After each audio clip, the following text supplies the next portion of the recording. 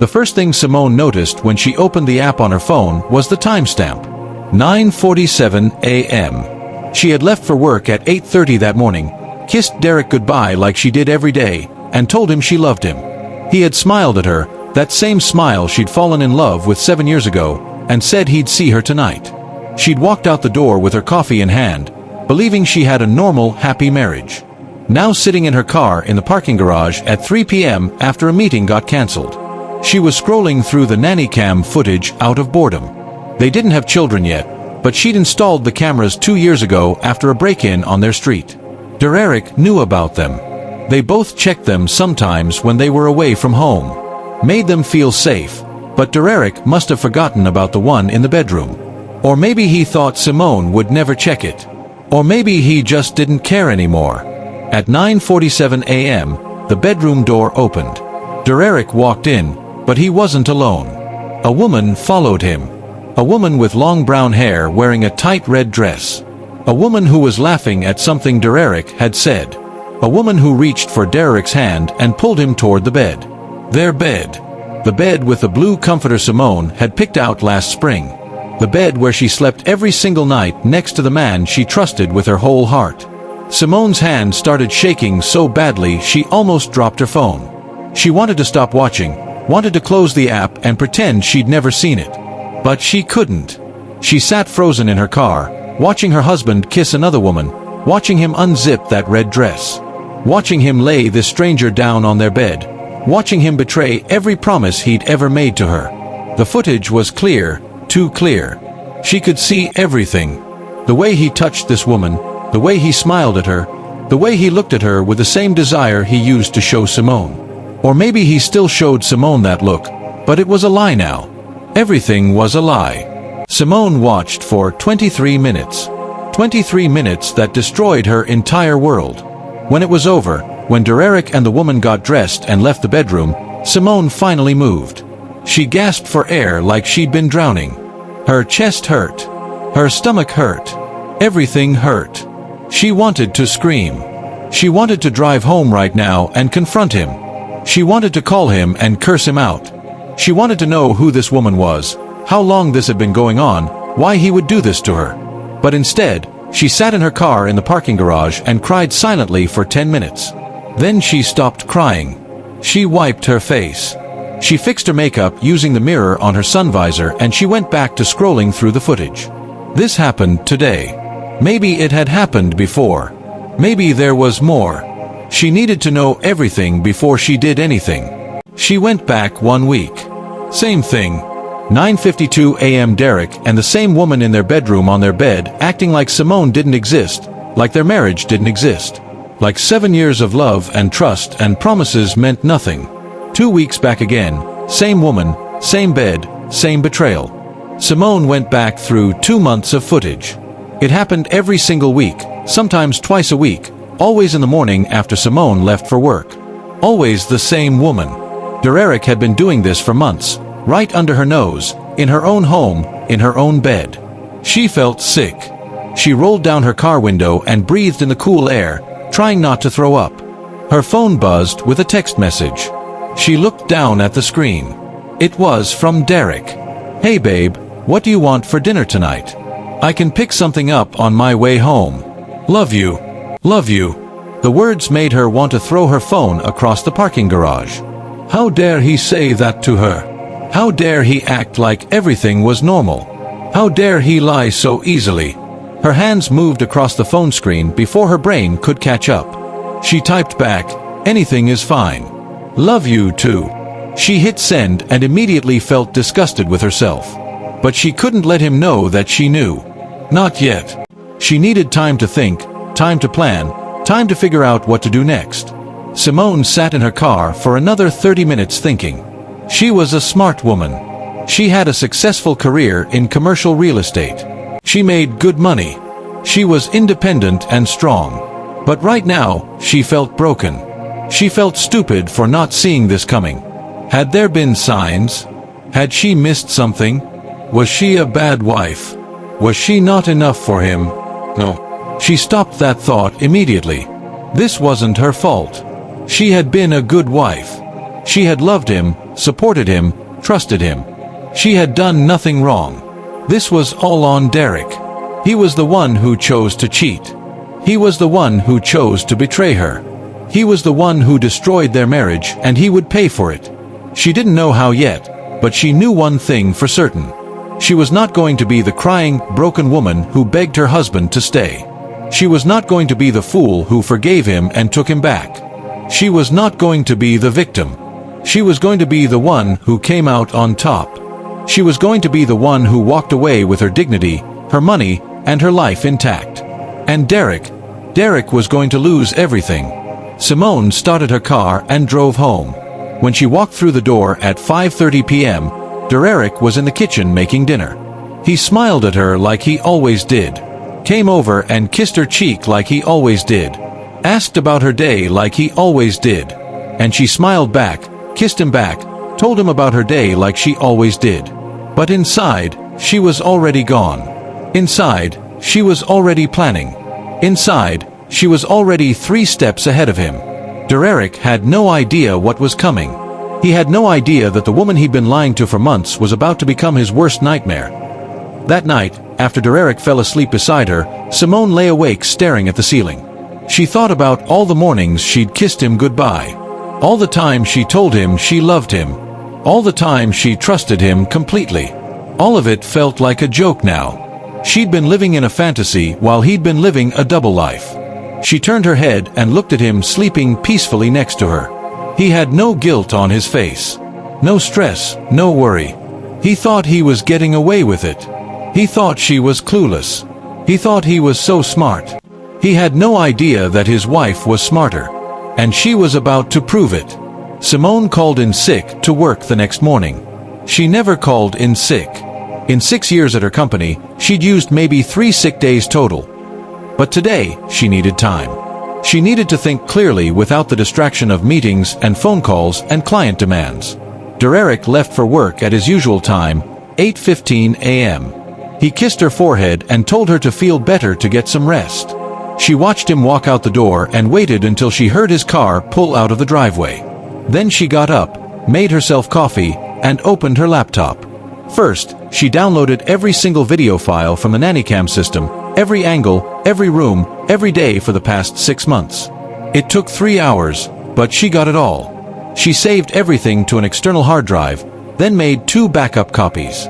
One she would keep in her office at work. One she would keep in a safety deposit box at the bank. She wasn't taking any chances. While the files downloaded, she went through their shared computer. Derek used it mostly for personal stuff since he had a work laptop. She found his email still logged in. She spent an hour reading through months of messages. Most were boring work stuff, emails from his mom, spam. But then she found a separate folder. He'd labeled it projects, but when she opened it, there were dozens of emails too, and from someone named Amber. Amber. So that was her name. The woman in the red dress. The woman who'd been in Simone's bed. The woman who'd been sleeping with Simone's husband for months. The emails made Simone's stomach turn. Derek and Amber talked about everything. Their feelings for each other. How much they missed each other between their meetings. How exciting and dangerous it felt. How they wished they could be together all the time. But Derek was working on leaving his wife. That line made Simone laugh bitterly. Working on leaving his wife. He'd never said a single word to her about being unhappy. Never mentioned wanting a divorce. Never even hinted at problems in their marriage. She kept reading. Amber knew Derek was married. She knew everything and she didn't care. In fact, some of her messages suggested she enjoyed the thrill of being with a married man. She called Simone the wife like she was just an obstacle, not a real person, like she was nothing. Simone screenshot every single email. She saved them all to the external hard drive with the videos. Then she went through Derek's text messages. He deleted most of them, but she had a recovery program from when she'd accidentally deleted some work files last year.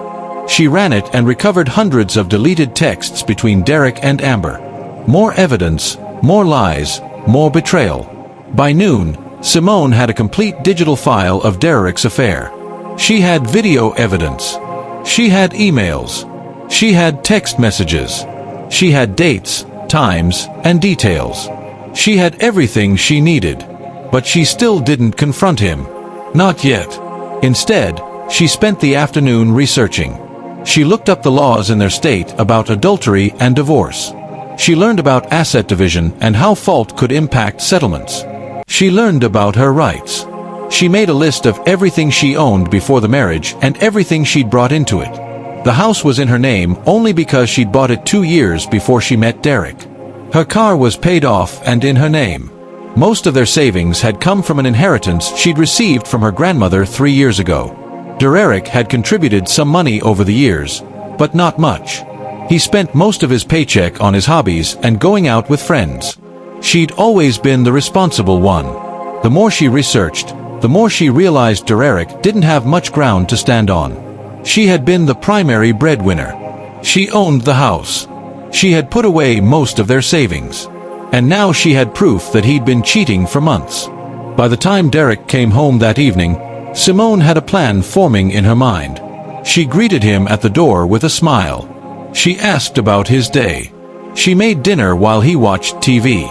She acted completely normal. And Derek suspected nothing. That became her routine every day. She acted like the perfect wife while secretly building her case against him.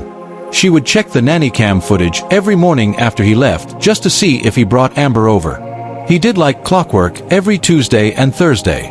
On Tuesdays, Amber would arrive around 9:30 a.m. and leave by noon. On Thursdays, she'd come around 10 a.m. and stay until 1 p.m. They had a schedule. They had a routine.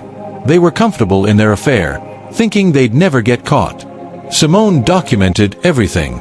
She started a detailed journal with dates, times, and descriptions.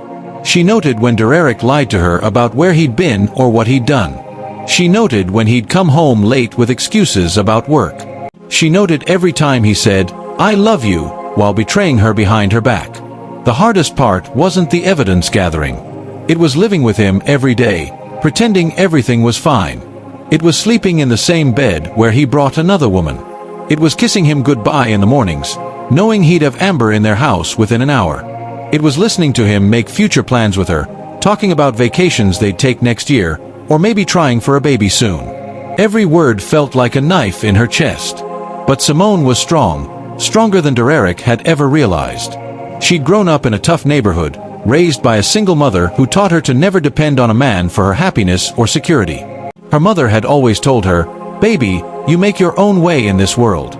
You build your own life. And if a man wants to be part of it, he better add to it, not take from it." Derek had taken from her. He'd taken her trust, her peace of mind, her sense of security. He'd taken 7 years of her life and treated them like they meant nothing. But he wouldn't take anything else. She wouldn't let him.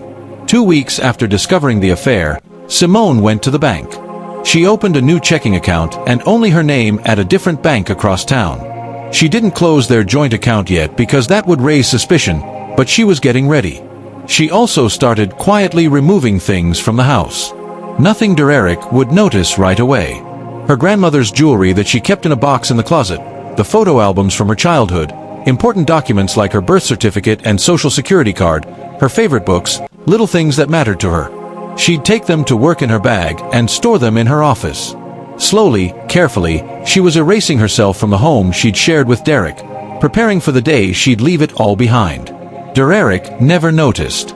He was too busy sneaking around with Amber to pay attention to his wife. He'd stopped really looking at Simone months ago, maybe longer. She'd become background noise in his life, someone who was just there, someone he took for granted. That was his biggest mistake. On a Thursday afternoon, exactly 3 weeks after she'd first discovered the affair, Simone was at work when her assistant busted her.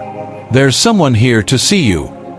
She doesn't have an appointment, but she says it's important." "Who is it?" Simone asked. "Her name is Amber."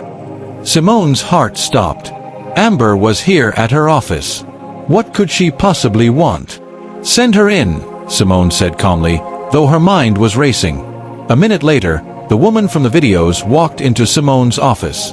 She was shorter than Simone had expected, maybe 5 feet 5 inches, with that same long brown hair. She was wearing jeans and a sweater today, not the red dress. She looked nervous. "Hi," Amber said, standing awkwardly in the doorway. "Are you Simone?" "I am," Simone replied, keeping her voice steady. "Can I help you?" Amber closed the door behind her and sat down in the chair across from Simone's desk without being invited. "I think we need to talk about Derek." Simone felt her blood run cold, but she kept her face neutral. "I'm sorry. Do I know you?" "I'm someone Derek's been seeing." Amber looked down at her hands. "I didn't know he was married when we started. He told me he was divorced, but then I found out the truth a few weeks ago." Simone wanted to call her a liar. The emails proved Amber knew from the beginning, but she stayed quiet, letting Amber keep talking. "I feel terrible about it." Amber continued. "I wanted you to know. You deserve to know what kind of man you're married to. Derek's been lying to both of us." Still, Simone said nothing. She just stared at Amber, watching her squirm. Finally, Amber stood up. "I'm ending it with him. I just thought you should know the truth. I'm sorry." She walked toward the door. "Amber," Simone said quietly. The woman turned around. "I already knew. I've known for weeks. And those emails you sent him where you talked about how exciting it was to sleep with a married man. I have those too." Amber's face went white. "I don't get out of my office," Simone said calmly, "and stay away from my husband. I'm handling this my way." Amber practically ran out the door. Simone sat back in her chair, her heart pounding. So Amber had tried to come clean, probably because she was feeling guilty or scared of getting caught. It didn't matter. Simone already had everything she needed. And now Amber knew that Simone wasn't some clueless wife who could be easily fooled. That evening, Simone went home and kissed Derek hello like always. She didn't mention Amber's visit. She didn't mention anything. She just smiled and asked what he wanted for dinner. And Derek, oblivious as ever, never suspected a thing. The law office of Patterson and Associates sat on the 15th floor of a downtown building with floor-to-ceiling windows overlooking the city. Simone had done her research carefully before choosing this firm. They had a reputation for being aggressive, thorough, and expensive. They won cases. They protected their clients, and they didn't mess around. Simone told Derek she had a client meeting that would take most of the day. It wasn't technically a lie. She was meeting with someone who would help her business interest. Her business interest just happened to be divorcing her cheating husband and taking everything she could legally claim. The receptionist led her to a conference room where a woman in her 50s with short silver hair and sharp eyes was waiting. "Mrs. Simone Turner. I'm Patricia Patterson. Please have a seat." They shook hands and Simone sat down, placing the external hard drive on the table between them. "Thank you for seeing me on short notice.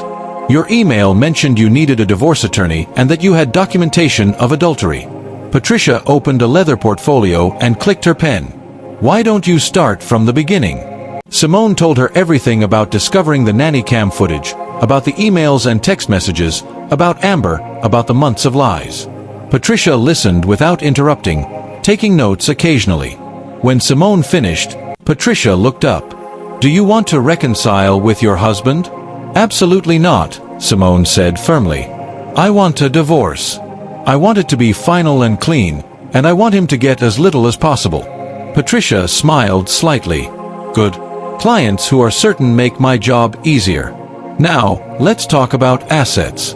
You mentioned the house is in your name only." "Yes. I bought it 3 years before we got married. I've paid the mortgage the entire time. Derek's never contributed to it." "Excellent. In this state, property owned before the marriage typically remains separate property." "What about vehicles?" "My car is paid off and in my name. His car is also paid off in his name. We each have our own vehicles. Savings, investments, retirement accounts." Simone pulled out a folder with printed bank statements. "We have a joint savings account with about $40,000 in it. Most of that came from my inheritance. I have documentation showing the deposits. I also have a retirement account from work that's in my name, only worth about $70,000. Derek has a small 401k from his job, maybe $15,000. Patricia reviewed the statements with proof that the savings came from your inheritance. We can argue that it's separate property. At minimum, you'd get the majority of it. The retirement accounts will each remain separate since they're individual accounts. What does your husband do for work? He's a sales associate at an electronics store. He makes about $40,000 a year. I'm a commercial real estate agent and I make around $90,000 plus commissions. So, you've been the primary earner throughout the marriage. Yes. And the affair has been going on for at least 6 months based on your evidence. At least, maybe longer. Patricia set down her pen and looked directly at Simone. Here's my assessment. You're in a very strong position. The house is yours. The bulk of the savings is yours.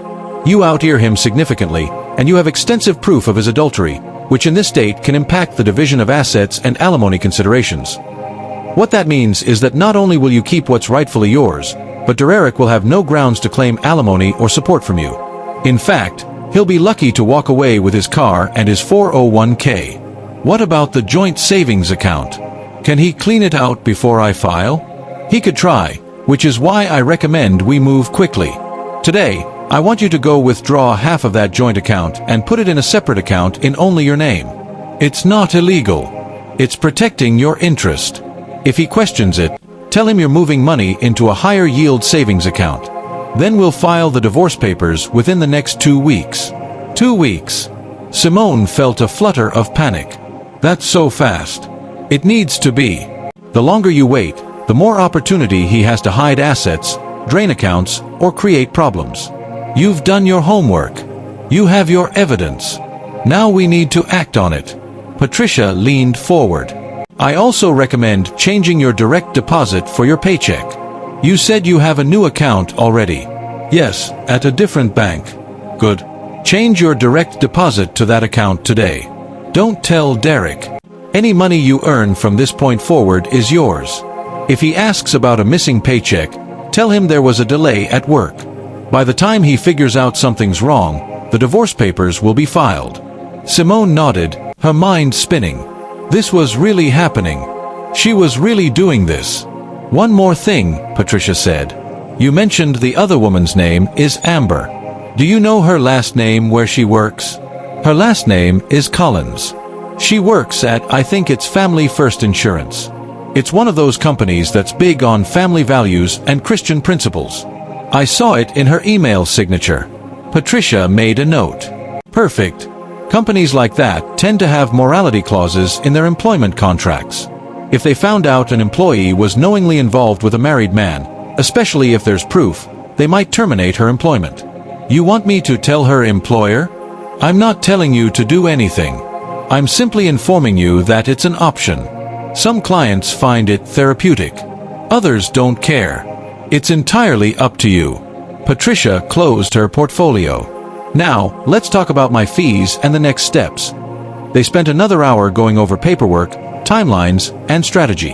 Patricia's retainer was $5,000, but Simone had been saving money in her personal account for weeks now, anticipating this cost. She wrote the check without hesitation. As she left the office, Simone felt different, lighter somehow. For weeks, she'd been carrying the weight of Derek's betrayal alone, pretending everything was fine.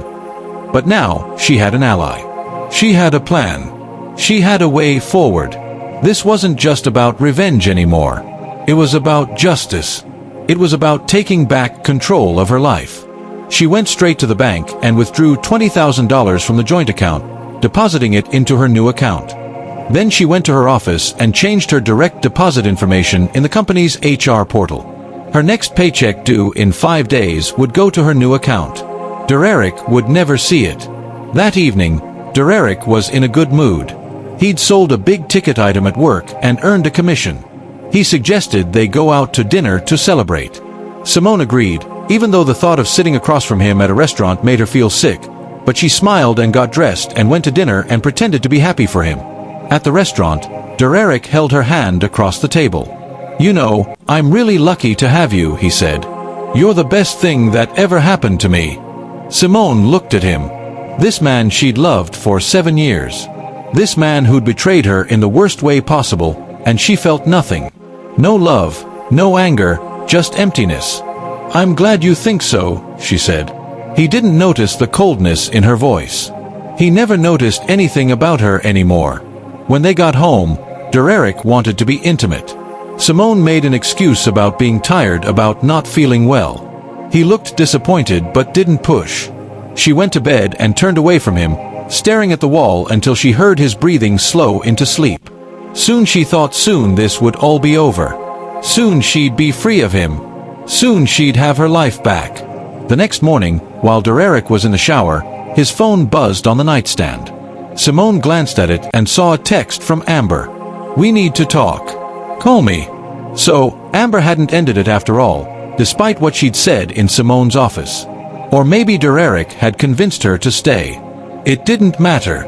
Simone screenshot the message and sent it to herself, then deleted the evidence from Derek's phone.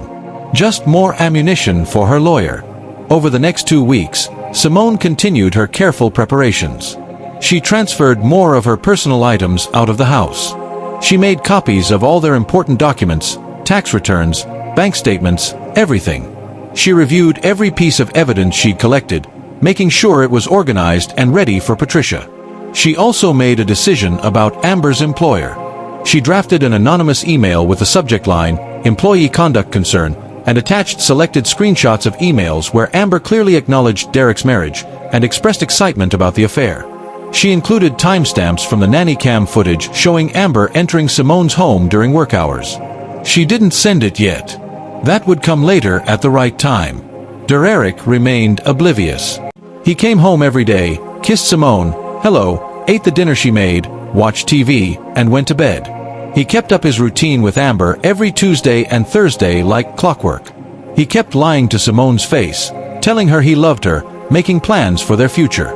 He was so confident he'd never get caught. That confidence was about to be shattered. Simone had one more meeting with Patricia scheduled for the following Monday. They would finalize everything and prepare to serve Derek with the divorce papers. It was almost time. On the Sunday before that final meeting, Simone stood in her kitchen making coffee and looked around at the house she'd bought with her own money. This was her home. Derek had never appreciated it. He'd never appreciated her. But that was okay because soon he'd be gone and she'd have her sanctuary back. She'd have her peace back. She'd have herself back. She heard Derek coming down the stairs and pasted on a smile. "Good morning. Want some coffee?" "Yeah, thanks, babe," he said, kissing her cheek. "What do you want to do today?" "I was thinking we could just relax at home," Simone said. "Maybe watch some movies. Order takeout." "Sounds perfect." Derek settled on the couch with his coffee, already reaching for the TV remote. Simone looked at him, knowing these were some of the last normal moments they'd have together. By this time next week, everything would be different. He'd know that she knew. He'd know that he'd lost and she couldn't wait. Monday morning came bright and clear. Simone woke up before Derek as she always did and went through her morning routine. She showered, dressed in her favorite navy blue suit, and made herself breakfast. By the time Derek stumbled into the kitchen, she was ready for the day. "You look nice," he said, pouring himself coffee. "Big meeting today?" "Just the usual client stuff." She lied smoothly. "What about you? Anything special at work?" "Nah, probably just a slow Monday." He scrolled through his phone while eating cereal. Probably texting Amber, Simone thought. She didn't care anymore. She kissed him goodbye at 8:30 and drove to Patricia's office. This time, she brought 3 copies of everything. All the videos on USB drives, all the emails and texts printed and organized in binders, her financial documents, and her list of personal property. They spent 3 hours going through every detail. "This is one of the most well-documented cases I've seen," Patricia said, impressed. "You've done excellent work." "He won't have a leg to stand on." "When do we file?" Simone asked. "I'll have the papers drawn up by Wednesday. We can file them with the court on Thursday. The question is, how do you want him served? We can have a process server go to his workplace or to the house, or we can arrange for you to be present when he's served." Simone thought about it. "I want to be there. I want to see his face when he realizes it's over. Then I suggest we do it at the house somewhere private. That way there's no public scene. We can schedule it for a specific time and you can have your locks changed immediately afterward. I'll give you the contact information for a locksmith who can be on standby." What about his stuff, his clothes and things? He'll have a reasonable time to remove his personal property, but since the house is yours, you're under no obligation to let him stay. We'll include in the papers that he must vacate the premises within 24 hours of being served. Can he fight that? He can try, but given the circumstances and the fact that you're the sole owner, a judge will likely side with you, especially with evidence of adultery committed in your home. They worked out all the details. Service would happen on Saturday morning at 10 a.m. Patricia would be present along with the process server. Simone would have a locksmith ready to change all the locks as soon as Derek left. She'd also have a friend there for support. Someone Patricia recommended from a local domestic transition support group. What should I do this week? Simone asked. Just act normal. Exactly. Keep doing what you've been doing. Don't give him any reason to suspect something's wrong. Don't remove any more items from the house because he might notice. Just live your life normally for 5 more days. Can you do that? Simone nodded. 5 days. She could make it 5 more days. She went to work after the meeting and tried to focus on her job. She had 2 property showings that afternoon and a contract negotiation for a major client. Real estate was her escape right now, the one place where she felt in control and competent. Her colleagues had noticed she seemed stressed lately, but she blamed it on work pressure. No one knew what was really going on in her personal life. That evening, she came home to find Derek on the couch watching sports. "Hey babe," he called out. "I ordered pizza. It should be here soon." "Thanks," she said, setting down her bag and joining him. They ate pizza and watched TV like a normal couple. Derek even laughed at something on the screen and reached over to squeeze her hand. She let him, feeling nothing. Later that night, after Derek fell asleep, Simone lay awake thinking about what her life would look like after Saturday. She'd have the house to herself. She'd have her freedom. She'd have a fresh start. It was scary and exciting all at once. She'd been with Derek for 7 years, married for 5. She'd gotten comfortable in their routine, even if it hadn't been perfect. Now she was about to blow up that entire life and rebuild from scratch. But she was ready, more than ready. She was eager. The next few days passed slowly. Tuesday and Thursday came and as expected, Derek brought Amber over while Simone was at work. She watched the footage on her phone during her lunch break, feeling detached from it now. These videos used to make her cry. Now they just made her impatient. She wanted this to be over.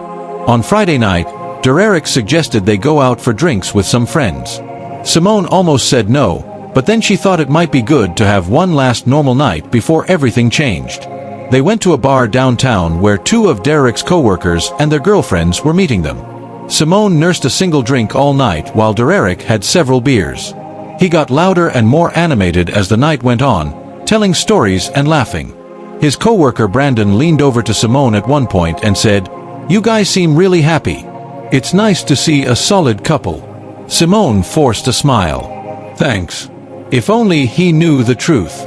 If only any of them knew that in less than 24 hours, this solid couple would be done." They got home around midnight. Derek immediately passed out on the bed, still in his clothes. Simone changed into pajamas, removed his shoes so he'd be more comfortable, and set a glass of water on his nightstand. Even now, even knowing what he'd done, she couldn't help but take care of him out of habit. But after tomorrow, that would be his problem, not hers. She woke up early on Saturday morning, her stomach twisted in knots. This was it, the day everything changed. Derek was still asleep, snoring softly.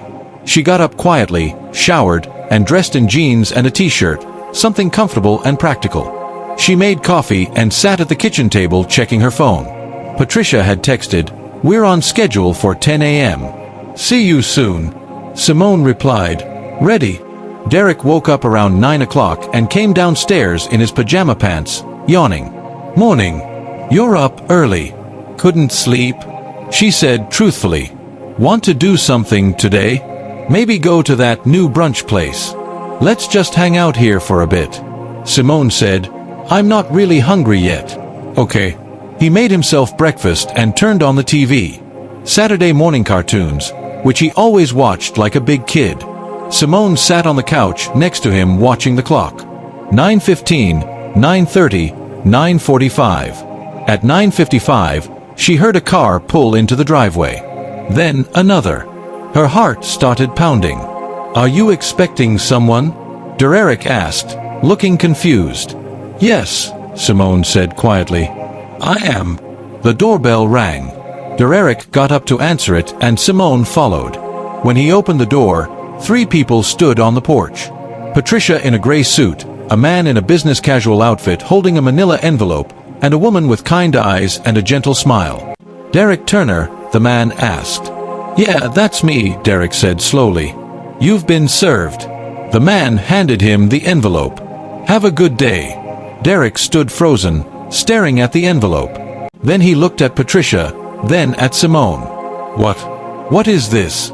"Those are divorce papers," Simone said calmly. "You should read them." "Divorce? Simone, what are you talking about?" His voice was rising. "Is this a joke?" "It's not a joke. I know about Amber. I know about everything. I've known for a month." Derek's face went white. "Amber, I don't." "How did you?" "The nanny cam." Simone said, "I saw everything. Every time you brought her here, every lie you told me. Everything." "Simone, please let me explain." "I don't want to hear it." She kept her voice steady even though her hands were shaking. "You have 24 hours to get your things and leave. This house is mine. I'm changing the locks today. If you try to come back after that, I'll call the police. You can't just kick me out. I live here." Patricia stepped forward. "Actually, she can. The house is in her name only. You have no legal claim to it. And if you'd like to discuss the matter further, you can contact my office. My card is in the envelope." Derek looked at the envelope in his hands like it was a bomb. Then he looked at Simone with tears in his eyes. "Babe, please. We can work through this. I made a mistake. I'll end things with her. I'll do whatever you want. Please don't do this." Simone felt a twist in her chest, but she pushed it away. "You didn't make a mistake, Derek. You made a choice. You made that choice every single Tuesday and Thursday for months. You chose to betray me, to lie to me, to bring another woman into my home. And now I'm making a choice. I'm choosing to be done with you, Simone." "Read the papers," she interrupted. "Get a lawyer if you want, but you need to leave by tomorrow at 10 a.m. That's non-negotiable." Derek's expression changed from pleading to angry. Fine, if that's how you want it." He threw the envelope on the floor and stormed upstairs. The woman with the kind eyes stepped forward. "Hi, Simone. I'm Karen. I'm here to support you through this transition. Why don't we sit down while he packs?" They went to the kitchen while Patricia made some phone calls. Simone could hear Derek slamming drawers and closets upstairs. Karen made her some tea. "You're doing great," she said softly. "I know this is hard. I thought I'd feel relief," Simone admitted. "But I just feel numb. That's normal. You're in shock. The relief will come later." Derek came downstairs 45 minutes later with 2 suitcases and a box of his things. He changed into jeans and a hoodie. His eyes were red. "I'll be back tomorrow to get the rest," he said coldly. "I'll be here," Simone replied. He walked out without another word. They heard his car start and drive away. Patricia hung up her phone. "Locksmith will be here in 20 minutes. You did well, Simone. I know that wasn't easy." It wasn't, but it was done. And as Simone watched the locksmith change every lock on her doors an hour later, she felt the first tiny flutter of relief. Her home was hers again. Derek couldn't just walk in anymore. It was over. The next morning, Sunday, Simone woke up alone in her bed for the first time in years. The house felt different, quieter, emptier, but not in a bad way. She got up, made coffee, and sat on her back patio watching the sunrise. This was her life now, just hers. She could do whatever she wanted with it. Derek came back at 10 a.m. as promised, with his brother to help him move. Simone let them in and stayed in the kitchen while they hauled boxes and furniture out. Derek took his clothes, his gaming system, his sports memorabilia, and a few pieces of furniture that had been his before the marriage. He didn't try to take anything else. Simone had already removed anything sentimental or valuable, so she didn't care what he took. When they finished, Derek came to the kitchen doorway. He looked terrible, like he hadn't slept. "Can we talk?" he asked quietly. "No," Simone said. "Anything you need to say can go through my lawyer. I just want you to know I'm sorry. I never meant to hurt you, but you did hurt me. Goodbye, Derek." He stood there for a moment longer, then turned and left. Simone heard the front door close and his truck pull away. She walked through the house, checking that he hadn't taken anything he wasn't supposed to. Everything looked fine. He was gone. Really, truly gone. She spent the rest of Sunday cleaning. She washed all the bedding, scrubbed every surface, opened all the windows to air the house out. She was erasing Derek from her space, making it hers again. Felt good. It felt therapeutic. On Monday, she went back to work with a renewed focus. She had a major commercial property deal that she'd been working on for months, and it was finally ready to close. The commission from this deal would be substantial, nearly $40,000. She'd been coordinating it carefully, waiting for the perfect time to close it. And that time was now, right after filing for divorce, so Derek couldn't claim any of the money. She met with the buyers, a corporate firm looking to purchase a downtown office building for renovation. The negotiations went smoothly. Papers were signed. The deal closed by Wednesday afternoon. $43,000 would be deposited into her account within a week. Money that was entirely hers. Money Derek would never touch. Her boss called her into his office after the deal closed. "Simone, I wanted to talk to you about your performance this year." She sat down wondering if this was about her taking time for the divorce, but instead he smiled. "You've been our top agent for 3 years running. Your numbers are exceptional, and I'd like to offer you a promotion to senior agent and team lead. It comes with a salary increase, better commission structure, and you'd be managing a small team." Simone felt tears prick her eyes. "Really? Really? You've earned it. Are you interested?" "Absolutely. Yes. Thank you." They shook hands and discussed the details. Her new salary would be $115,000 a year, plus improved commissions. She'd start in the new role at the beginning of next month. As she left his office, Simone felt like she was walking on air. Everything was falling into place. Her life was improving in every way, and Derek was nowhere in sight. That evening, she celebrated by ordering her favorite Thai food and watching movies on her couch. Her couch in her house with her future looking brighter than it had in years. She posted a subtle update on social media: new beginnings, new opportunities, grateful for growth. She didn't mention the divorce or the promotion specifically, but several friends and colleagues commented with supportive messages. The next week brought more changes. Her lawyer called to say Derek had hired an attorney and was trying to fight the divorce terms. He wanted half of the savings account, claiming it was marital property regardless of where it came from. He wanted spousal support. He wanted to drag this out. "Let him try." Patricia said, "We have documentation showing that 90% of the savings came from your inheritance. We have proof of his adultery. We have evidence that you've been the primary breadwinner. No judge is going to give him what he wants." Sure enough, after Patricia sent Derek's lawyer all the evidence, the tone changed quickly. Derek's attorney called Patricia directly. "My client is willing to settle without going to trial. He'll accept $10,000 from the joint savings, his 401k, his vehicle, and his personal property. He'll waive any claim to the house or spousal support." Patricia relayed this to Simone. "It's a good offer. We could fight for him to get even less, but it would mean going to court and dragging this out for months. This way, you can be done with him quickly." Simone thought about it. $10,000 seemed like a lot to give him, but on the other hand, she'd have $30,000 left, plus her commission money, plus her new higher salary, and she'd be free of Derek forever. "Let's take it," she decided. "I want this over." The settlement was drawn up and signed within a week. The divorce would be final in 60 days, as soon as the waiting period ended.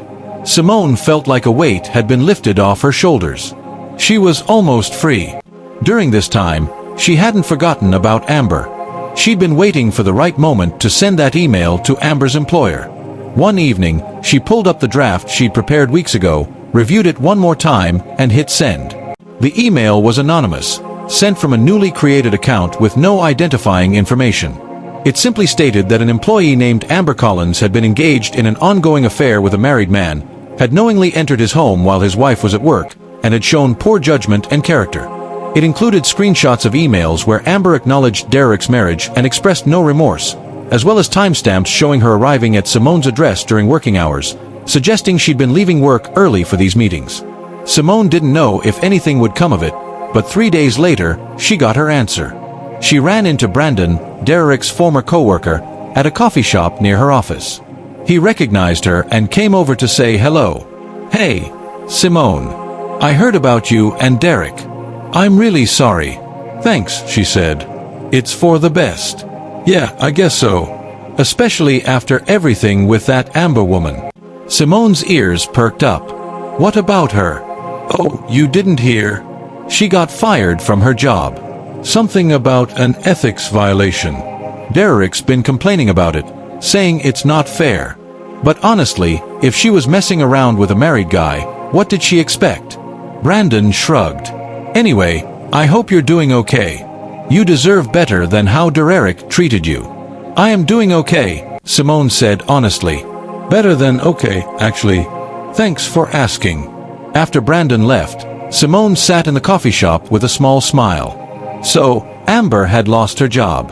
Simone didn't feel guilty about it. Amber had made her own choices just like Derek had. And now they were both facing consequences. As Simone drove home that evening, she thought about how much her life had changed in just 2 months. 2 months ago, she'd been a wife who thought she had a happy marriage. Now, she was a soon-to-be divorced woman with a promotion, a big commission, and a fresh start. The pain of Derek's betrayal was still there, but it was fading. She was moving forward. She was rebuilding, and she was doing it on her own terms. That weekend, she did something she'd wanted to do for years, but Derek had always opposed. She adopted a dog from a local shelter, a 3-year-old golden retriever mix named Sunny. Derek had always said he didn't want pets, that they were too much work. But now Simone could do whatever she wanted. Sunny curled up on the couch next to her that first night, and Simone felt more contentment than she'd felt in months. This was her life now. Her house, her dog, her job, her future, and it was going to be wonderful. November arrived with crisp air and colorful leaves. Simone had been divorced for almost a month now. The final papers had come through and she was officially single again. She kept her married name for professional reasons, but she was considering changing it back to her maiden name eventually. For now, she was just enjoying her freedom. Work had been incredible. Her new role as team lead was challenging, but rewarding. She was mentoring 3 junior agents and loving it. Her commission from the big deal had cleared, and she'd used some of it to update her house. New furniture for the living room, a fresh coat of paint in the bedroom, a completely redesigned master bathroom. She was making the space truly hers, erasing every trace of Derek. She'd also started taking care of herself again.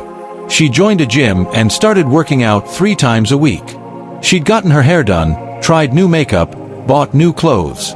She felt good about herself for the first time in a long time. Not because she was trying to impress anyone, but because she wanted to. Because she deserved to feel beautiful and strong and confident. Through mutual friends, she'd heard updates about Derek. He'd moved into a small apartment across town. He was struggling financially because his rent was higher than what he'd contributed when living in Simone's house. He'd been asking friends for loans. He was apparently miserable. Simone felt no sympathy. He'd made his choices. Now he was living with them.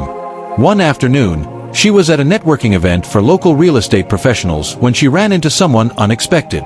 Amber's former boss from Family First Insurance.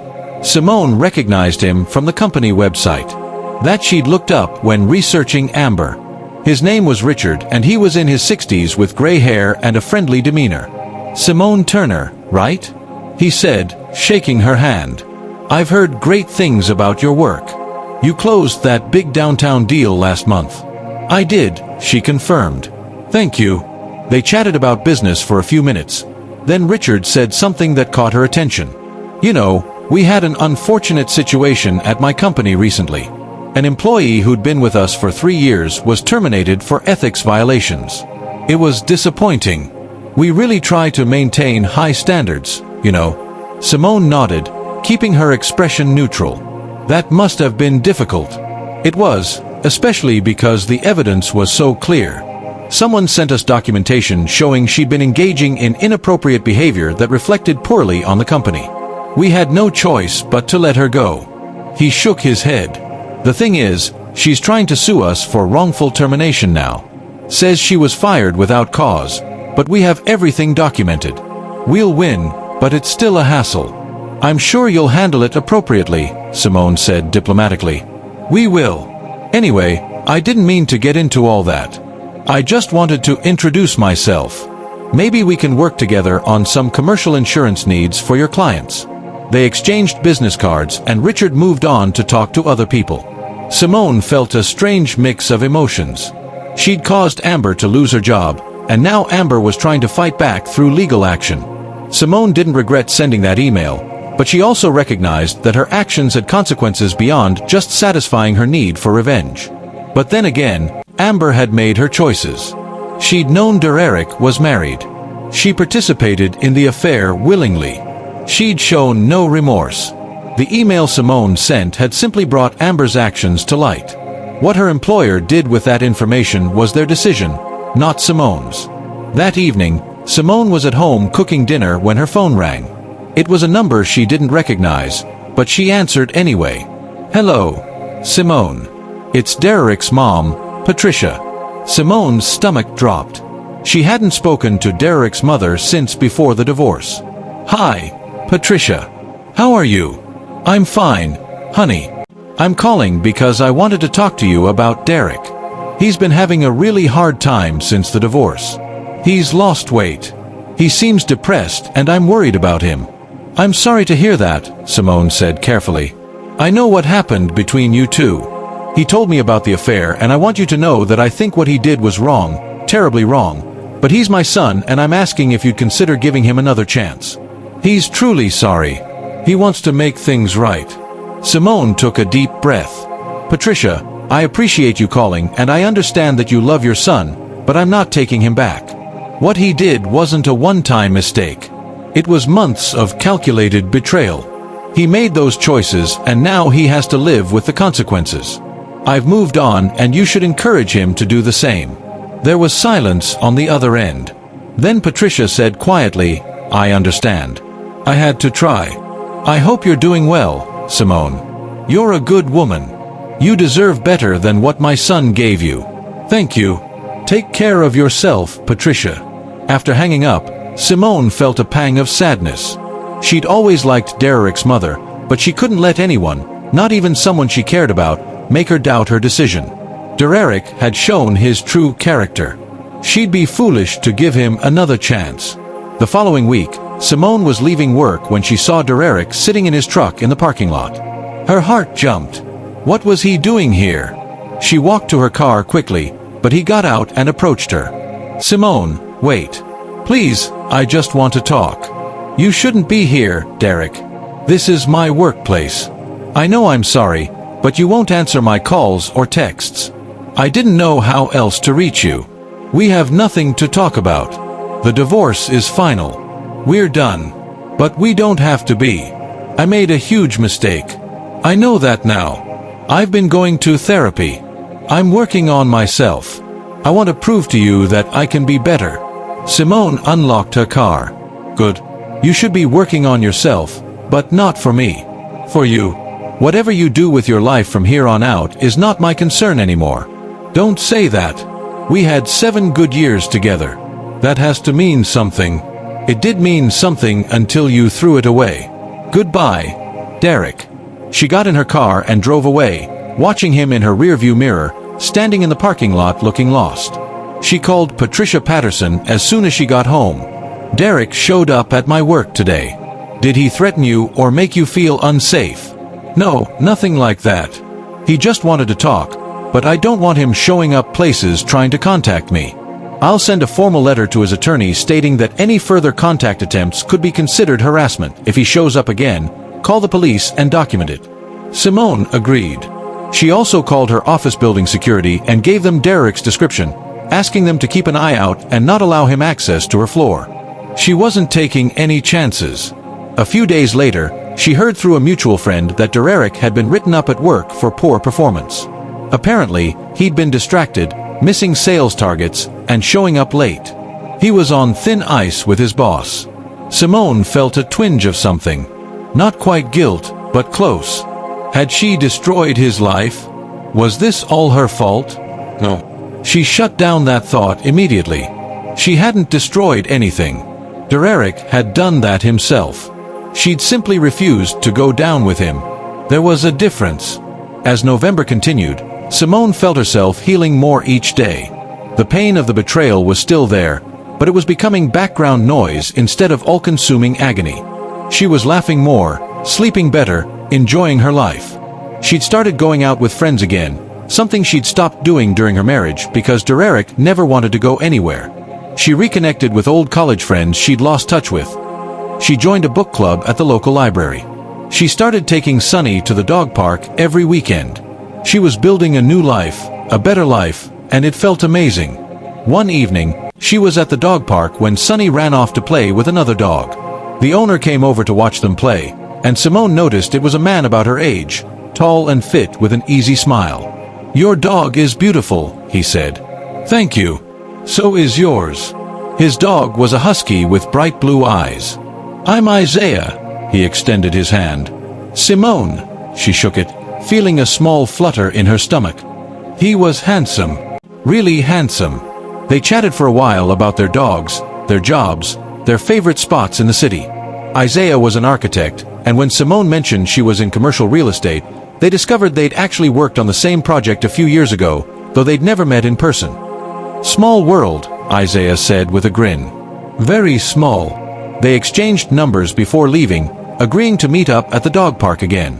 Simone drove home with a smile on her face. She wasn't ready to date yet, but it was nice to know there were good men out there. Men who didn't lie and cheat. Men who might actually be worth her time someday. That night, she looked at herself in the mirror and liked what she saw. A strong, independent, successful woman who'd survived betrayal and come out stronger. A woman who didn't need a man to complete her, but might one day choose to let someone into her life again. A woman who was finally truly happy. Derek had tried to break her, but she'd rebuilt herself into something even better, and that was the sweetest revenge of all. December brought cold weather and holiday decorations throughout the city. Simone was planning to spend Christmas with her mother this year, the first holiday in years where she wouldn't have to split time between families or compromise on plans. She was looking forward to it. She'd been texting with Isaiah regularly since they'd met at the dog park. They'd met up a few more times, always casual, always friendly. He knew she was recently divorced and wasn't pushing for anything more. It was comfortable and easy, which was exactly what Simone needed right now. Work had been busy with end-of-year deals and planning for the next quarter. Simone's team was performing well, and her boss had already hinted at a possible bonus. Everything in her life was finally stable and positive. She'd gone weeks without thinking about Derek or the affair. She was truly moving forward. Then, on a Friday afternoon in mid-December, everything came crashing back. Simone was at her office when her assistant buzzed her. "There's a woman here to see you. She says it's urgent." Her name is Amber Collins. Simone's blood went cold. Amber was here again. What could she possibly want now? "Tell her I'm busy and can't see her." I did. She says she'll wait as long as it takes. She seems upset. Simone sighed. She could call security and have Amber removed. But part of her was curious, and part of her wanted to face this woman one more time and put an end to whatever drama she was trying to create. "Fine, send her in." Amber walked into Simone's office looking very different from the last time she'd been there. Her hair was shorter, messier. She'd lost weight and had dark circles under her eyes. She was wearing jeans and an old sweater, not the polished outfit Simone had seen in the videos. She looked rough. "What do you want, Amber?" Simone asked coldly. "I need to talk to you. It's important. We have nothing to talk about. Please." Amber sat down without being invited.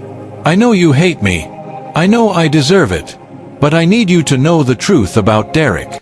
I know everything I need to know about Derek." We're divorced. It's over. Whatever he's doing now is none of my business. But that's the thing. He's not okay. He's falling apart. Simone, he's drinking heavily. He lost his job last week. He's been calling me constantly, begging me to take him back, but I won't. I can't. He's obsessed. And why are you telling me this?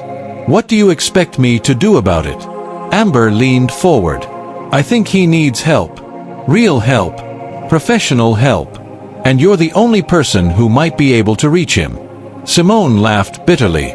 You want me to help him after what he did to me? After what you both did? I know it's a lot to ask. It's not a lot to ask. It's completely ridiculous. Derek is not my responsibility anymore. If he needs help, he can get it himself. Or you can help him since you were so eager to be with him while we were married. I ended things with him months ago. Right after you confronted me, I realized what we did was wrong. I've tried to move on, but he won't let me. He shows up at my apartment. He sends me hundreds of texts. He's scaring me, Simone. Then call the police and file a restraining order. Don't come to me. I'm not his keeper. Amber's eyes filled with tears. I lost my job because of you. You sent that email to my boss. You ruined my career. No, Simone said firmly. You ruined your career by making terrible choices. I just made sure those choices had consequences. You knew Derek was married. You participated in the affair willingly. You showed no remorse. What did you think would happen? I thought we could all move past it. I thought after the divorce, everyone would just move on. But you had to be vindictive. You had to destroy my life, too. Simone stood up. Get out of my office. Get out right now before I call security. Simone, please. I said, get out. Simone's voice was loud enough that her assistant peeked in to make sure everything was okay. I don't owe you anything. Not my help, not my sympathy, not my time. You made your choices. Derek made his. Now you both get to live with them. And I get to live my life without either of you in it. Amber stood up slowly, wiping her eyes. I hope you're happy with what you've done. Actually, I am. Now, leave. Amber walked out and Simone sat down heavily in her chair, her heart pounding. She hadn't expected that confrontation, hadn't been prepared for Amber to come back. And the news about Derek was disturbing, but not surprising. He'd always had an addictive personality, and when things got tough, he'd always turn to drinking or other escapes instead of dealing with his problems. But that wasn't Simone's problem anymore. She'd meant what she said to Amber. Derek was not her responsibility. If he was struggling, he needed to get help on his own. She'd already given him 7 years of her life. She wasn't giving him one more minute. Still, she felt unsettled for the rest of the day. When she got home that evening, she called Patricia Patterson and told her about Amber's visit. Do you think Derek could be dangerous? Patricia asked. I don't know. Maybe. Amber said he's been harassing her and he showed up at my work that one time. I don't think he'd physically hurt anyone, but I can't be sure. I'm going to recommend you take some precautions. Make sure your doors and windows are always locked. Consider upgrading your home security system. Keep your phone charged and with you at all times. And if Derek contacts you or shows up again, document everything and call the police immediately. Don't engage with him at all. Simone agreed. She spent that evening researching home security systems and ordered one that would be installed next week. She also made sure all her windows had working locks and that Sunny's bark was loud enough to alert her if anyone approached the house. She hated feeling this way, worried, looking over her shoulder. But she also wasn't naive. Derek had shown poor judgment before. Who knew what he was capable of now?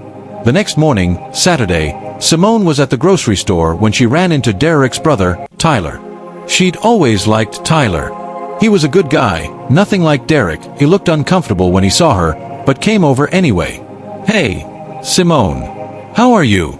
I'm good, Tyler. How about you? Doing okay. Look, I wanted to apologize for my brother. What he did to you was wrong. Our whole family knows that. I appreciate that. Thank you. Tyler hesitated, then said quietly, "He's not doing well. I know it's not your problem anymore, but I thought you should know. He lost his job. He's drinking a lot. My mom is worried sick about him. I heard Amber came to see me yesterday and told me some of it." "Amber?" Tyler looked surprised. "Why would she come to you?" "She wanted me to help Derek. I refused. Whatever he's going through, he needs to handle it himself or get professional help. I'm not getting involved." "I understand. I wouldn't either if I were you, but I just wanted to let you know in case." "I don't know. In case he tries to contact you or something. He's not thinking clearly right now. If he contacts me, I'll call the police. I'm not playing games, Tyler. I've moved on. He needs to do the same." "I know. I'll try to talk to him. Get him into some kind of therapy or rehab program. Our mom is going to try, too." They said goodbye, and Simone finished her shopping feeling even more unsettled. It seemed like everyone wanted her to care about Derek's well-being, his mother, Amber, his brother. But why should she?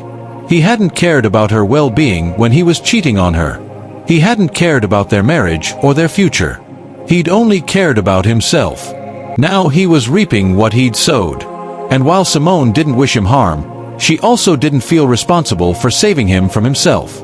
He was an adult. He could figure it out. That night, she was home with Sunny when her phone rang. A known number. She almost didn't answer, but something made her pick up. "Hello, Simone." Derek's voice slurred in thick. He was drunk. "I need to talk to you." "Derek, you're not supposed to contact me. I'm hanging up now." "Wait. Please, just listen." "I'm sorry. I'm so sorry. I ruined everything. I had the best woman in the world and I threw it all away for nothing. Amber meant nothing. It was all meaningless. You were everything. You should have thought about that before you cheated on me for months." "I know. I know I messed up, but I can fix it. We can fix it. Please, Simone. Give me another chance. I'll do anything. I'll go to therapy. I'll never look at another woman. I'll spend the rest of my life proving I can be the husband you deserve." "Derek, stop. We're divorced. It's over. There's no fixing this. You need to accept that and move on." "I can't move on. I love you. I've always loved you. If you loved me, you wouldn't have betrayed me. If you loved me, you would have respected our marriage. But you didn't, and now it's too late." "Don't say that. It's never too late. We can start over. We can. Goodbye, Derek. Don't call me again." She hung up and immediately blocked his number. Her hands were shaking. She felt angry and sad and frustrated all at once. Sunny came over and put his head on her lap, sensing her distress. She petted him, taking comfort in his presence. This was her life now. Her and Sunny in her house. See? Peaceful. Free from Derek's chaos. She would not let him pull her back in. She would not let his problems become her problems. She was done. Completely. Totally done. And nothing he said or did would change that. The week before Christmas, Simone's new security system was installed. It included cameras at all entrances, motion sensors, and a direct line to the police if the alarm was triggered. She felt safer with it in place, even though she still felt ridiculous for needing it. Derek had tried calling from several different numbers, but she'd blocked them all. He'd sent emails to her personal account, but she'd set up a filter that sent anything from him straight to trash without her seeing it. She'd cut off every avenue of contact. As far as she was concerned, he no longer existed. Work was winding down for the year. Simone had closed 3 more deals in December, bringing her total commission for the year to well over $100,000. Her base salary had increased with her promotion. She'd rebuilt her savings account to higher than it had been before the divorce. Financially, she was thriving. Professionally, she was at the top of her game. Personally, she was happy.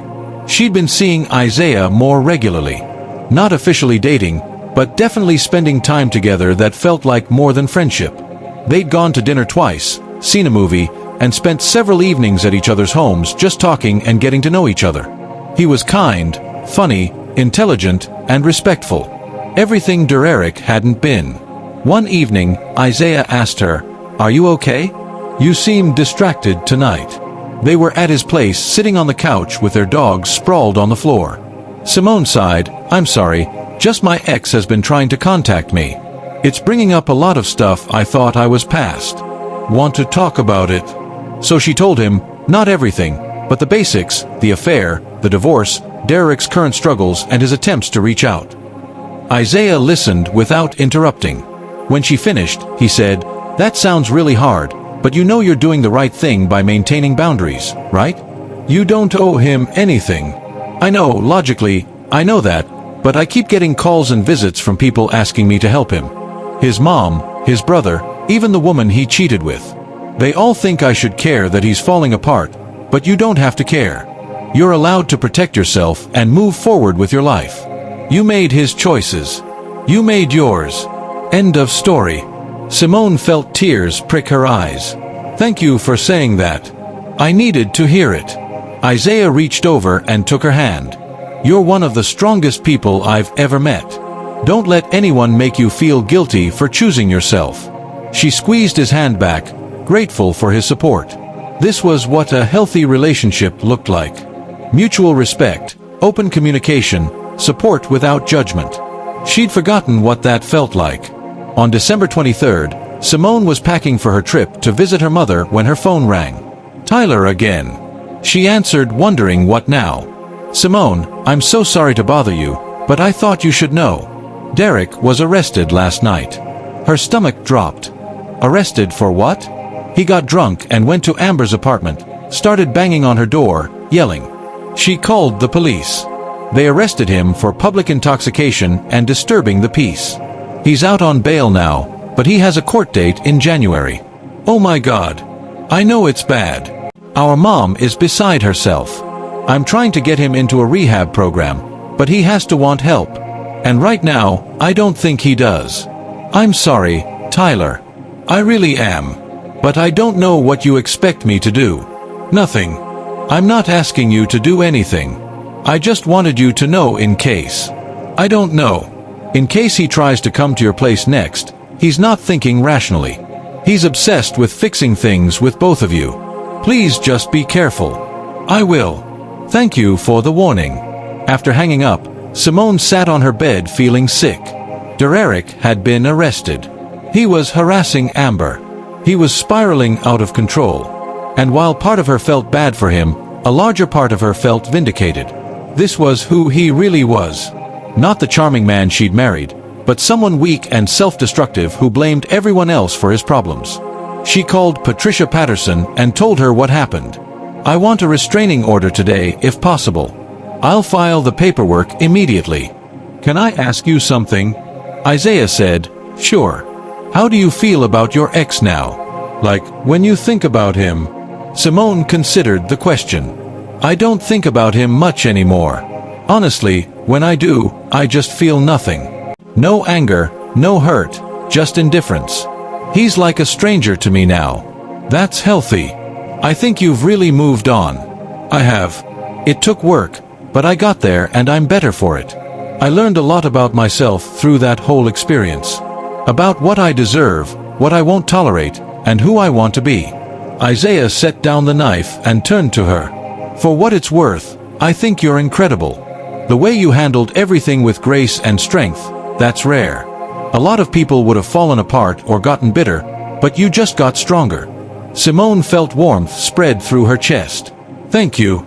That means a lot. He pulled her into a hug and she relaxed into it. This was what love should feel like.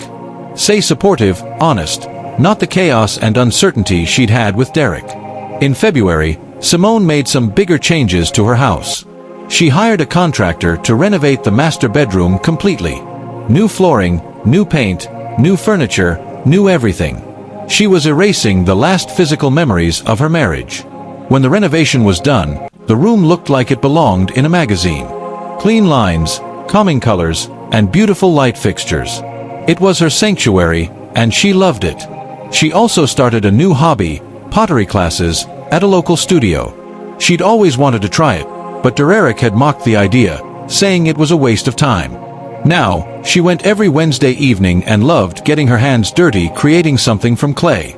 She wasn't very good at it yet, but that wasn't the point. The point was that she was doing something for herself, something that brought her joy. Her book club became a regular part of her routine, too. The women in the group were smart, funny, and supportive. They'd all been through various life challenges, and they understood what it meant to rebuild yourself. Simone found community there, something she'd been missing. One evening in March, she was at book club when the discussion turned to forgiveness. One of the women asked, "Do you think we're obligated to forgive people who hurt us, like for our own healing?" The group had various opinions. Some believed forgiveness was essential, others didn't. When they turned to Simone, she thought carefully before answering. "I think forgiveness is personal," she said. "Nobody gets to tell you that you have to forgive someone. If you want it, great. If you don't, that's okay, too. I don't think I've forgiven my ex for what he did, but I've let go of the anger and the hurt. I've moved on. Maybe that's its own kind of forgiveness, or maybe it's not. Either way, I'm at peace with it." The women nodded, appreciating her honesty. After the meeting, several of them came up to thank her for sharing her perspective. One woman named Belle pulled her aside. "I went through a divorce 5 years ago," Belle said, "and I struggled with whether I needed to forgive my ex. Everyone kept telling me I had to for my own sake, but I never did. I just moved on. Hearing you say that makes me feel less guilty about it." "You shouldn't feel guilty," Simone told her. "You get to decide what healing looks like for you. Nobody else." They hugged and Simone felt grateful for these connections. This was what female friendship should be. Supportive, honest, and judgment-free. In April, Simone got a call from Patricia Patterson with surprising news. "Amber Collins is trying to sue you for defamation and intentional interference with her employment." Simone felt her blood pressure spike. "Are you serious? On what grounds?" "She's claiming that the email you sent to her employer was false and malicious and that it caused her to lose her job unfairly. She's seeking damages for lost wages and emotional distress." "But everything in that email was true. I had proof." "I know. And that's our defense. Truth is an absolute defense against defamation. We'll need to produce your evidence, but given that you have videos, emails, and text messages proving everything you said, this lawsuit is going nowhere." She's grasping at straws. Probably because she's desperate for money after losing her job. "How long will this take?" "Probably a few months. We'll file a motion to dismiss based on the truth of your statements. If that doesn't work, we'll go to discovery and bury her in evidence. My guess is that once her attorney sees what we have, they'll advise her to drop the suit." "I can't believe this. I finally moved on and now this. I know it's frustrating, but try not to let it consume you. This is just legal noise. It won't affect your life in any meaningful way." Simone hung up, feeling angry. How dare Amber try to blame her for consequences of Amber's own actions? But Patricia was right. This was just noise. Simone had proof of everything. The lawsuit would fail. She just had to be patient. She told Isaiah about it that evening, and he was appropriately outraged on her behalf. "She has some nerve. After everything she did, now she's trying to sue you, apparently. But my lawyer says it won't go anywhere." "Good. You don't deserve this stress." Simone leaned against him on the couch. "I'm just tired of drama. I want to live my life in peace." "You will. This is temporary. Once it's resolved, you'll have complete closure and then you can fully focus on the future." He was right.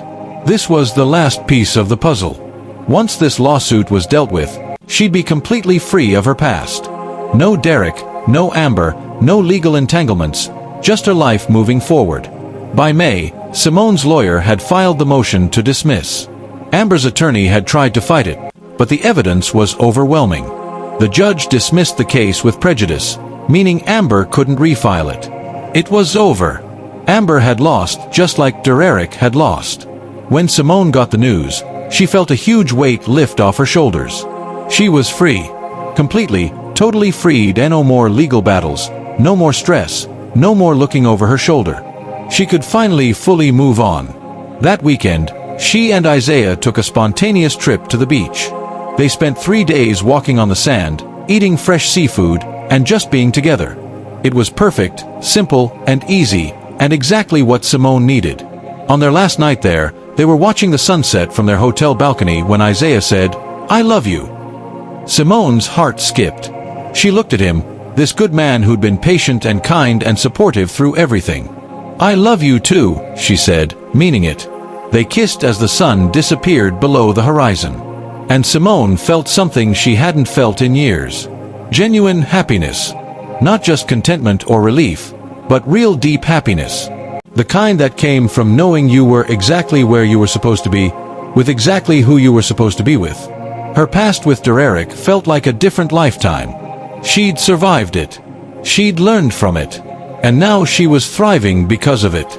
She wouldn't change what happened because it had led her here to this moment, to this life, to this man. And that was worth everything she'd been through. June arrived with warm sunshine and blue skies. Simone stood on her back patio, coffee in hand, watching Sunny play in the yard. It was early morning, her favorite time of day. Peaceful, quiet. Hers. A year ago, she'd been in the middle of a divorce, her life in chaos, her heart broken. No. Now she had everything she'd ever wanted. Maybe not in the way she'd originally planned, but in a better way, a more authentic way. Her phone buzzed with a text from Isaiah. "Morning, beautiful. Dinner at our place tonight. I'll cook." She smiled. Our place. They'd been splitting time between her house and his condo. Though lately they'd been talking about maybe finding a place together. Nothing rushed, but the idea was there. Simone was open to it in a way she never would have been a year ago. She'd learned that she could be independent and still share her life with someone. The key was finding the right someone. "Sounds perfect." She texted back. "I'll bring wine." She got ready for work, feeling good about the day ahead. She had a closing on a major property that would net her a $30,000 commission. She had a team meeting where she'd be announcing promotions for 2 of her junior agents. And she had a lunch meeting with her boss to discuss her potential promotion to regional director. Life was good. Really, really good. As she drove to work, her phone rang. Tyler, she hadn't heard from him in months. She answered cautiously. "Hello." "Hey, Simone. I hope it's okay that I'm calling. I wanted to give you an update on Derek." Her stomach tightened, but she kept her voice neutral. "What kind of update?" "He finished rehab last month. He's been sober for 3 months now. He got a new job. Nothing fancy, but it's stable. And he's in therapy working on himself. He asked me to tell you that he's sorry. Really, truly sorry. He's not asking for forgiveness or for you to contact him. He just wanted you to know that he takes full responsibility for what happened and that he's working on being a better person." Simone was quiet for a moment. Then she said, "I'm glad he's getting help. I really am. I hope he stays sober and builds a good life for himself, but that life doesn't include me. You understand that, right?" "I do." I told him the same thing. He knows it's over. He's accepted it. He's moving on too in his own way. I just thought you deserved to know that he's not spiraling anymore. Thank you for telling me. Take care, Tyler. You too, Simone." She hung up and sat in her car for a moment before going into the office. Derek was getting better. Good. She genuinely meant that. She didn't want him to suffer forever. But his recovery didn't change anything between them. They were still divorced. They would still never speak again. His healing was his own journey, separate from hers. The closing went smoothly. The team meeting was productive. The lunch with her boss ended with an offer. Regional director overseeing 3 offices with a salary of $150,000 a year plus bonuses and commissions. She'd be one of the youngest regional directors in the company. She accepted immediately. That evening, she went to Isaiah's condo for dinner. He'd made her favorite grilled salmon with roasted vegetables and a fresh salad. They ate on his balcony watching the city lights come on as the sun set. "I got promoted today," she told him. "Regional director. That's amazing. Congratulations." He raised his wine glass to the most successful, beautiful, and incredible woman I know. She clinked her glass against his to new beginnings. "Speaking of which," Isaiah said, setting down his glass. "I've been thinking. My lease is up in 2 months and you've been talking about wanting more space at your house. What if we looked for a place together? Something that's ours, not yours or mine, but ours." Simone's heart raced, but in a good way. "Are you sure? That's a big step." "I'm sure. I love you.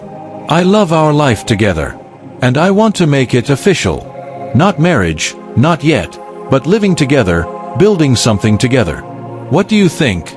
She looked at him. This man who'd been there for her through her healing, who'd never pushed, who'd always respected her boundaries, who made her laugh and feel safe and loved. "I think yes, let's do it." They spent the rest of the evening looking at real estate listings online, dreaming about their future home. Felt right. It felt like the next chapter, one she was choosing freely without pressure or obligation. Over the next few weeks, Simone's life continued to improve. She started her new role as regional director and loved the challenge. She and Isaiah found a beautiful house with a big yard for the dogs, hardwood floors, and a gourmet kitchen. They put in an offer and it was accepted. They'd move in August. In July, Simone ran into Amber at a grocery store. It was unavoidable. They turned a corner at the same time and came face to face. Amber looked better than she had the last time Simone had seen her. Healthier, less frantic. She had a young man with her, maybe her boyfriend. "Simone," Amber said quietly. "Amber." They stood there for an awkward moment. Then Amber said, "I owe you an apology for everything. The affair, showing up at your office, the lawsuit, all of it. I was wrong.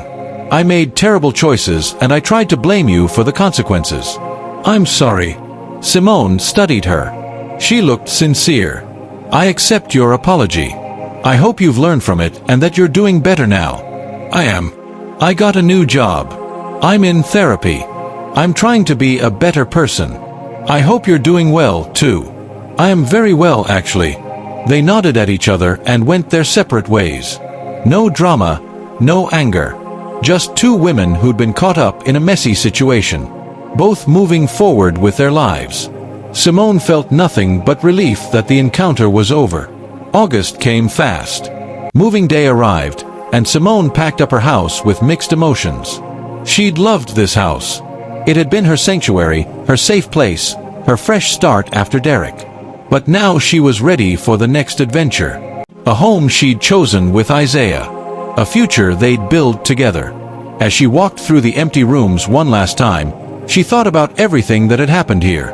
The discovery of the affair, the planning of her revenge, the divorce, the healing, the rebuilding. This house had witnessed her transformation from a heartbroken wife to a strong, independent woman. She'd always be grateful for that. But now it was time to move forward. She locked the door for the last time and drove to her new house where Isaiah was waiting with pizza and champagne. Their furniture was being delivered tomorrow, but tonight they camp out on air mattresses and celebrate their new beginning. "To us," Isaiah said, raising his plastic cup of champagne. "To us," Simone echoed. "To new homes, new adventures, and new happiness." They clinked cups and drank, then sat on the floor of their empty living room talking about their plans, where to put the furniture, what colors to paint, how to landscape the yard. It all felt possible and exciting. Later that night, as Simone lay on the air mattress next to Isaiah with Sunny and Kota sprawled around them, she thought about Derek. She wondered if he was happy now, if he'd found peace. She hoped he had. Not because she cared about him specifically, but because she believed everyone deserved a chance at happiness, even people who'd made mistakes. But more than that, she thought about herself. About how far she'd come. About how she'd taken the worst betrayal of her life and turned it into motivation to build something better. She'd gotten her revenge not through anger or bitterness, but through success, through thriving, through becoming the best version of herself. Derek had wanted to break her, whether he'd meant to or not. But she hadn't broken. She'd bent and then she'd stood back up stronger than before. And that was the sweetest revenge of all. In September, Simone hosted a housewarming party.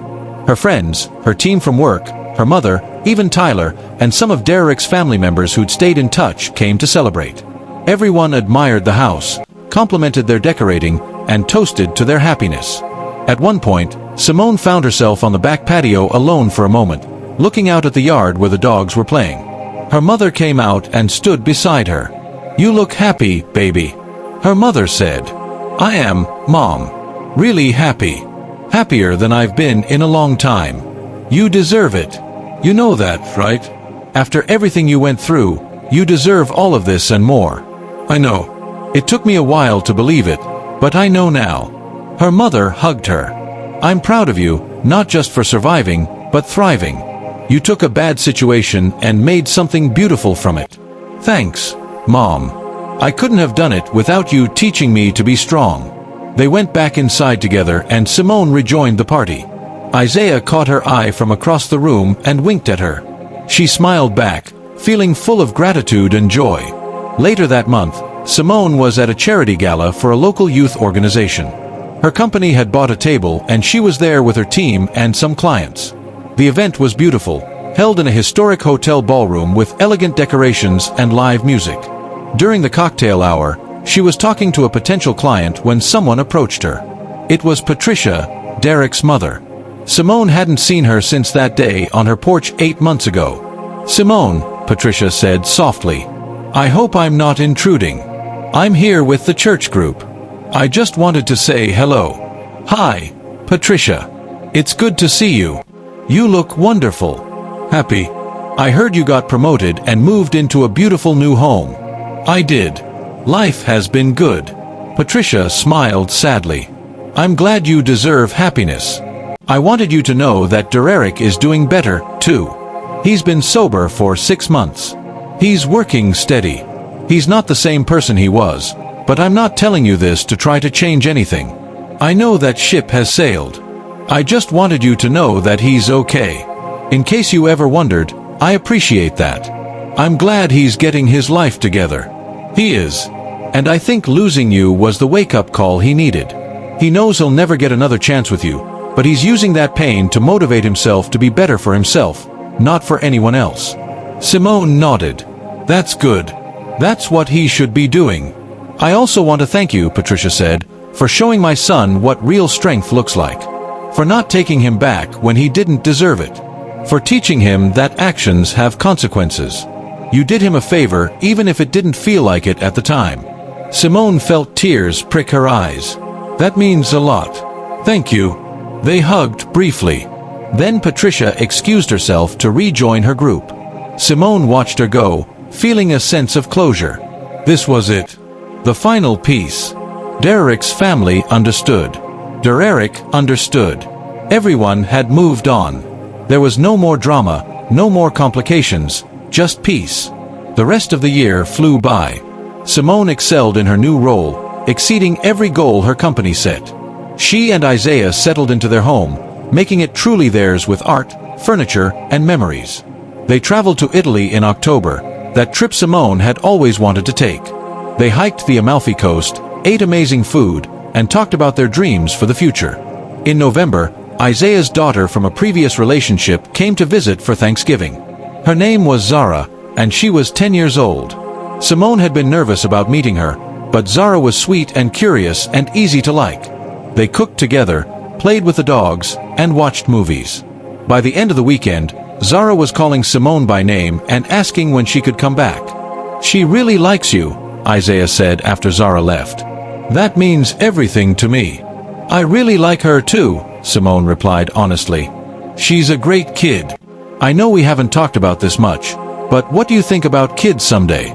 I mean, Simone thought about it. A year ago, she would have said no immediately. She'd been too hurt, too raw. But now I think I'd like that someday when we're ready. No pressure. Just wanted to know where your head was at. My head is at happy. Everything else we'll figure out when the time comes. December arrived again, marking 1 full year since Simone had been served with divorce papers. Actually, since she'd served Derek with papers. She could hardly believe how much had changed in 12 months. She'd gone from broken and angry to whole and joyful. She'd built a career she was proud of, a home she loved, and a relationship that fulfilled her. On the anniversary of that day, she and Isaiah had a quiet dinner at home. She told him the story of everything that had happened, filling in details she hadn't shared before. He listened, holding her hand across the table. "You know what the best revenge is?" he asked when she finished. What this? Living well, being happy, not carrying around anger or bitterness. You won, Simone. Not because you hurt him back, but because you moved on and built something better. That's real victory. She smiled. You're right. I did win. And I'm not even mad anymore. I'm just grateful. Grateful it happened because it led me here. That's beautiful and mature and very you. They clinked glasses and finished their dinner, then spent the evening curled up on the couch with the dogs, watching snow fall outside their window. Life was simple. Life was good. Life was exactly what Simone had always deserved. As the year came to a close, Simone reflected on everything she'd learned. She'd learned that she was stronger than she thought. That she could survive betrayal and come out better for it. That revenge didn't have to mean destruction. It could mean success. That letting go was more powerful than holding on. That she didn't need anyone to complete her, but she could choose to share her life with someone who added to it. Most importantly, she'd learned that she was enough just as she was with or without a partner with or without validation from others. She was whole, complete, and worthy of love and respect.